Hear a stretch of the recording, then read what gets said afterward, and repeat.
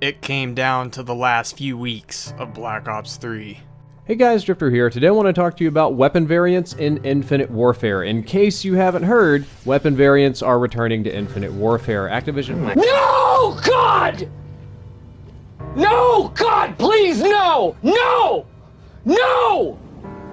No!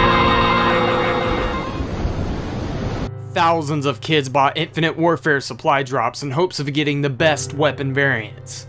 Their parents found out that their children drove them bankrupt over Call of Duty, so they rest here in these body bags. This is Kevin. His son spent $50 on a supply drop. Damn, Kevin. No, but let's all just sit down and have a somewhat intellectual conversation regarding Call of Duty.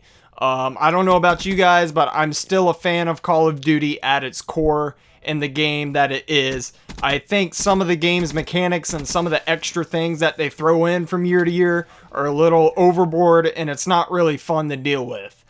But that's not the worst part about it. The worst part about it is all of these business moves that they're making about supply drops and all of these just incentives to spend more money. I remember way back when you could just spend your $60 a year and you could enjoy the game just as much as anybody else. But I feel like over time, and I understand DLC is an add-on to the game, you should have to pay for that. But I feel like over time, it's just becoming more and more popular that there's so many avenues that you guys can spend your money on. Things like these weapon camos, variants, and all of this, supply drops, blah, blah, blah, blah, blah. Like, the list goes on and on and on. And I feel like if they're gonna do this, they should at least do what Halo did. Halo said, you know what, we have a version of supply drops, but at the end of the year, the biggest tournament for Halo, they took a portion of what money they made off of the supply drops and they added it into that tournament. So they were giving back to players. Even though everybody didn't get to see that money, it was still something, and it gave a really big incentive to stick with Halo competitively. It kind of made people feel like they had a part in the tournament. Like, hey, $10 I spent on a supply drop went to a pro player who won the tournament. Like, that's something to at least feel a little bit better about. But now, for Call of Duty, it just feels like we're just throwing money at Activision's pockets, and unless you're spending over $100 a year, you're really not getting to see much out of what you're spending.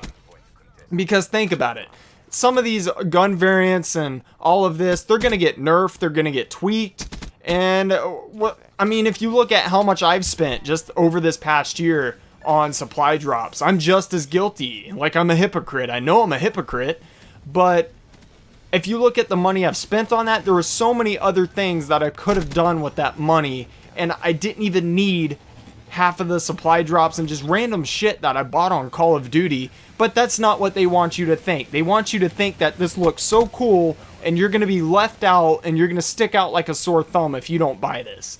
It's not what they say, but it's the underlined subconscious feeling that they put into their product and what they push out there.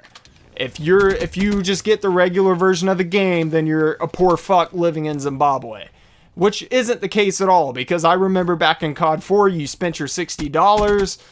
Every few months, a map pack came out, you bought the map pack, and you were fucking good to go. That's all you had to do.